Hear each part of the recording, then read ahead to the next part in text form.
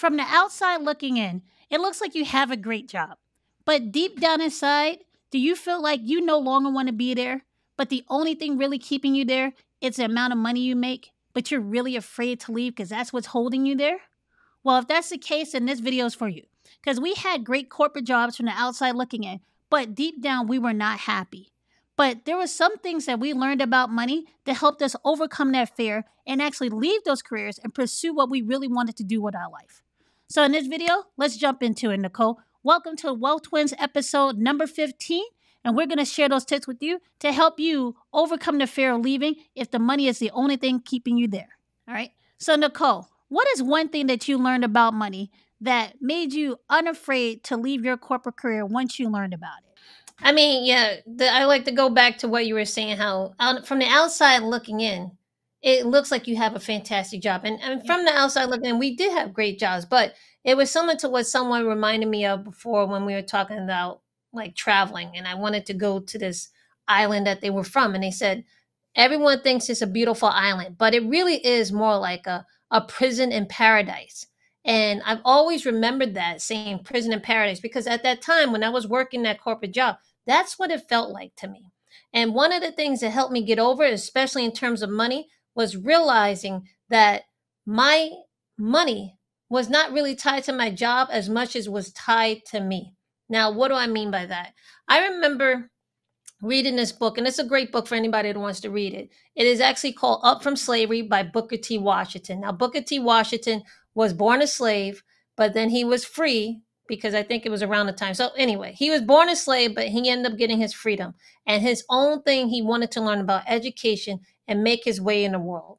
And his belief was that if you had a skill, it did not matter what color you were. As long as you became great at that skill, money would come to you. And I always remember that from that book. Now, I take it in the fact that I always, if I have skills that are in demand, my money cannot be tied to my job. And that's one of the things I remember from that book, and I always stuck to me, and it helped get me over that hump of trying to say, I need to stay at this job for money. I knew I can always find a way to make money as long as I had the skills that were in demand. What do you think, Nadia? I felt the same way. The way I looked at it was I have a skill, it can't be taken away, and I can take that skill to any corporation or any job I ever had in the future, right? So I likened it to learning how to ride a bike. It doesn't matter, because once I learn how to ride a bike, it doesn't matter what side of the street I ride it on, I still know how to ride a bike. So that was one of the things that gave me a lot of confidence to say, you know what? Even if this may be the wrong choice because I can't see the future, I don't know what's going to happen, I still know that this skill is something I have and I can parlay that into another job if leaving this job wasn't the right thing for me to do. And that lessened my anxiety about having to leave that job and pursuing something much better for me, because I'm like, they say grass is not greener, but I'm telling you, sometimes it is, okay? One of the things that helped me was reading a book, or if you're going to books, was reading Susie Orman's book when she said, money flows to me freely and easily. Now, this came to me at a time when I didn't really carry cash that often, but when I did, if I had cash on me, I would like ball it up in my pocket or put it in my wallet or do whatever. I wasn't really taking care of that money. But once I started respecting money and putting it in a way that it was organized in my wallet and really making sure I was taking care of my money, I started really believing that money came to me freely and easily. Once my mindset shifted there, it lifted a weight off my shoulders because it said, you know what? You don't have to be tied to someone or being dependent on a job to pay you money, because the universe wants money to come to you easily and freely. You just have to remove all the barriers that you're putting in the way of that money coming to you. It might sound a little like shishi foo-foo or whatever, but I'm telling you, that shift in mindset, that money comes to me easily and freely, allowed me to pursue different business opportunities, different interviews, and different job opportunities, simply because I said, if this was meant for me, it will come to me, and the money from that will flow easily and freely to me. I think that brings up the whole scarcity mindset. And I think that affirmation kind of tries to switch you from a scarcity mindset to more of an abundant mindset. I would agree. Yeah. And I still remember that line, and I used to use it on myself too. Whenever I was like, okay, what am I going to do?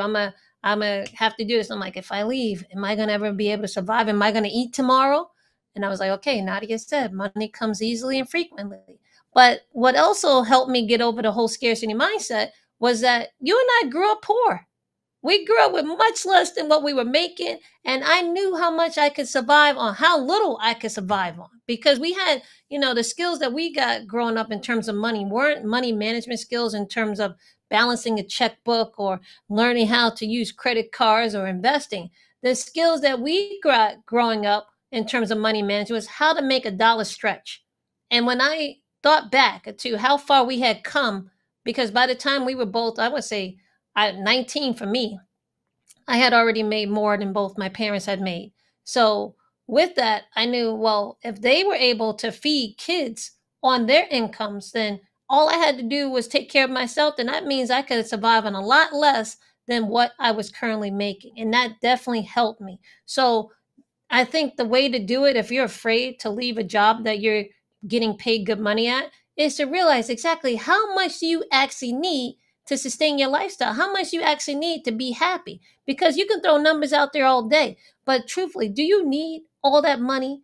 Or what is it that where you came from, that I can go back to this maybe temporary, but don't let the carrot that they're giving you, or that shiny object that they're giving you, really cost you more in terms of your own fulfillment, in terms of your own health.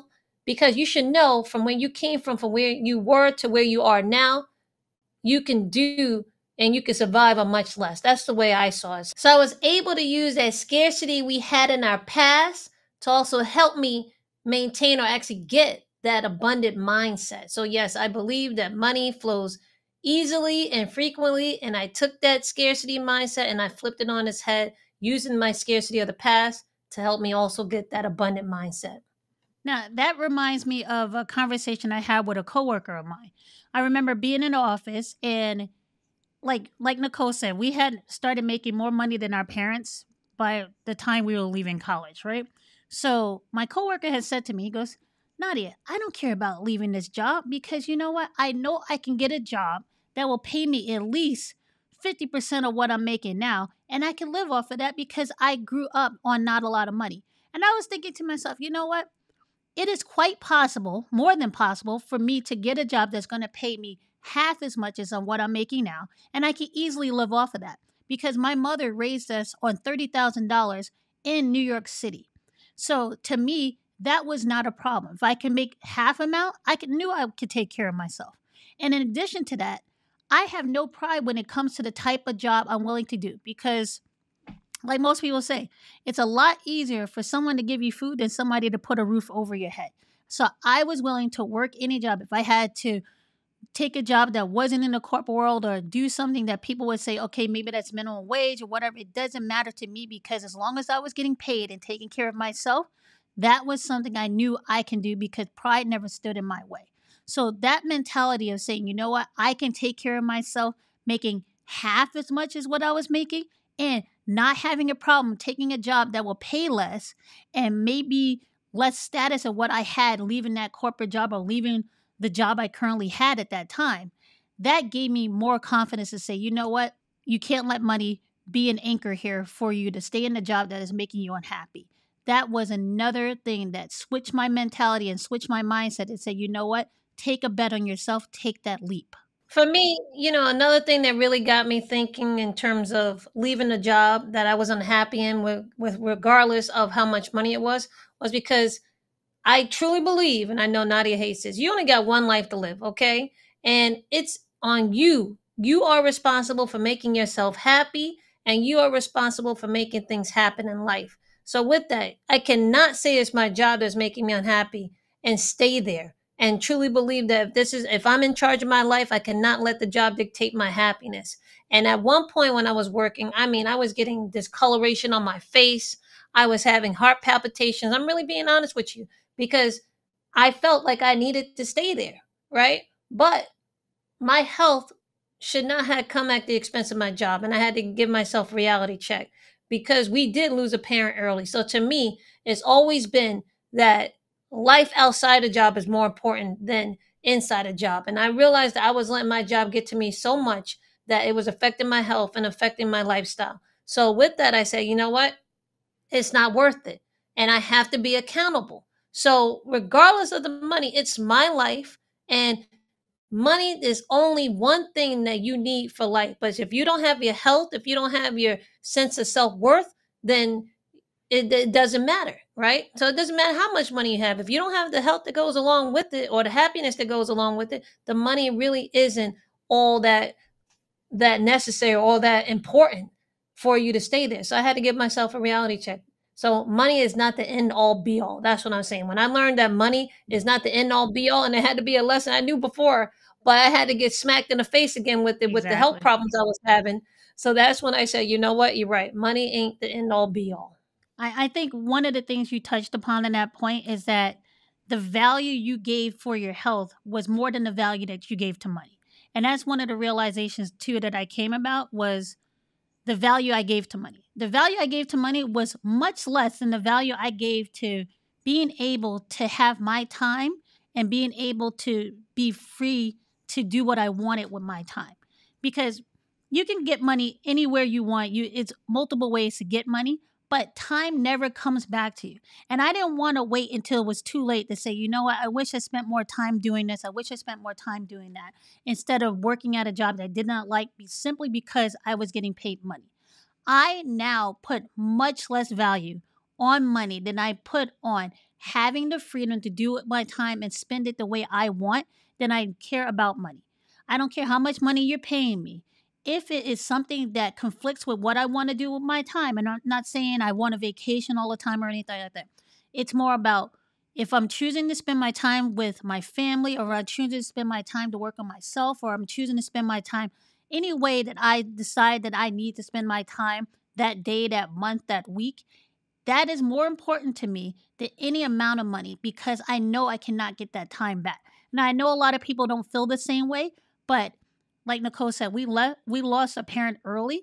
You can't get that time back. So that shift of perspective, my perspective shifted when that happened and said, it doesn't matter how much money you're paying me. Money doesn't matter when you're no longer here. What is important is the time spent with the people that you love and doing the things you love more than any amount of money that can buy you for that. Now I know a lot of people might say, "Oh yeah, yeah, I hear it. It's because you made money before, now you Yeah. know this and everything." But guess what? We have been through you could call it a blessing and a curse at the same time because we've Yep. been through a lot. And once you see those type of things, I really wish anybody looking at this will learn from the lessons that we had in life experience, so you don't have to get the same scars in order to learn the same lessons, right? Because it really is like, yeah, when you're making the money, it does feel good and you feel like you're a success. But if you've seen both sides and you understand what you're giving up, or even if you just do plain math, the job is never going to really pay you what you're worth. Okay, so just understand that. So you got to understand what you're worth, and you also got to understand what your values are. And one of the things we had to go through to understand that was one, losing a parent, two, going through the health problems, but then three, actually sitting down and realizing what do we want out of life, what do we want us to do, and how, if money's going to be a part of it, which it has to be, well then how do we need how much money do we need to make that happen? And I, you have to be able to sit down to do those things. And we didn't have the answers, but we knew we went through so much pain that we said, guess what? We know this is not the way. There's got to be another way because we saw another way for a lot of people. So we knew there had to be another way, and we took a bet on ourselves, and we had to leave the job for it. I do. I think a couple of people are going to get mad at me about this, but I think getting paid on a salary is one of the biggest scams out there because if you broke down the amount of hours I was working and versus what I was being paid, I probably was getting paid a lot less than a lot of people, even though my salary said it was high, but the amount of hours I put in made that amount a lot Less than smaller. minimum wage. Exactly. I was like, I could get paid and get fed at the same time in another place if I wasn't working the amount of hours. So that, like Nicole said, I'm just saying. Like, But be able to supersize that too. exactly.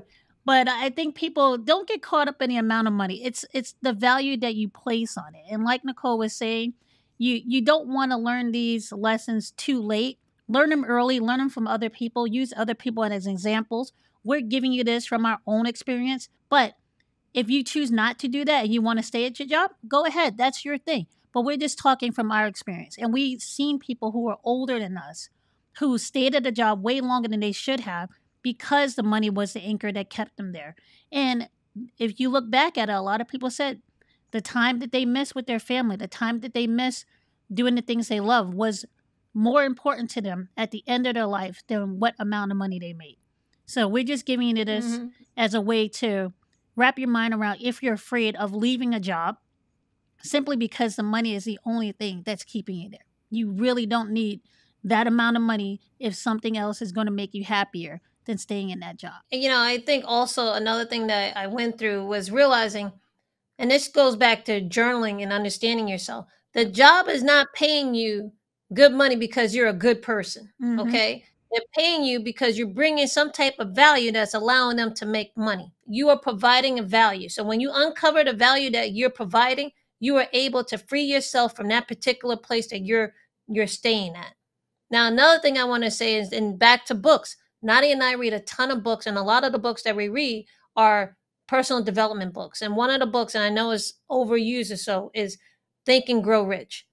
You can always think and grow yourself rich. And if not, you can think and self and grow yourself at least a little money for you to always eat. I remember from a young age, I was always figuring out a way to make some money. And one of the ways I did it when we were in school was DJing. I just decided, let me go get this DJ equipment and start DJing. All of a sudden, I started getting paid for it. I come up with ideas all the time, but a lot of times, ideas, you will make some money off it once you execute on the idea. So you're helping that company solve a problem. You solve different problems for different people, or you solve different problems for yourself. You're going to find a way to make money. Money comes to those that are creative and figuring out the way to make the money. Yeah, as long as you're able to help other people solve problems, you'll never want for money. Okay. And my thing is, when people bring up Think and Grow Rich, there's a whole portion they miss. It's not only Think and Grow Rich, it's to act on the thoughts that are going to make you rich. It's not just Mm-hmm. thinking, manifesting. No, you actually have to take steps, put that into action in order to make your plan actually come into reality. Okay. Mm-hmm. So read the book, not just the title, then you'll understand more about what that means. All right. So if you Yep. guys like what we're doing here, make sure you sign up to our newsletter called the Wealth Pack, when we share more tips like this in order for you to grow your wealth. And just like any other pack, we make sure that no one's left behind. And with that, we hope you enjoyed this little podcast episode. And if you did, please drop us a comment, a like, and also subscribe to the channel. And also feel free to share this with anyone you care about, because we really do want people to believe that you could take charge of your finances, you could take charge of a life and live the life that you want. You only have one life to live. Don't let money make you stay in a place that you know is no longer suiting you. But also make sure that you make enough money in another way so that you can live the life that you want as well. Yep, Okay, we're not talking about struggling out here. We're talking about how to be creative to give the life you want without being tied to a job that's going to make you miserable. exactly. So, with that, I hope you enjoyed this podcast, and we'll see you in the next one.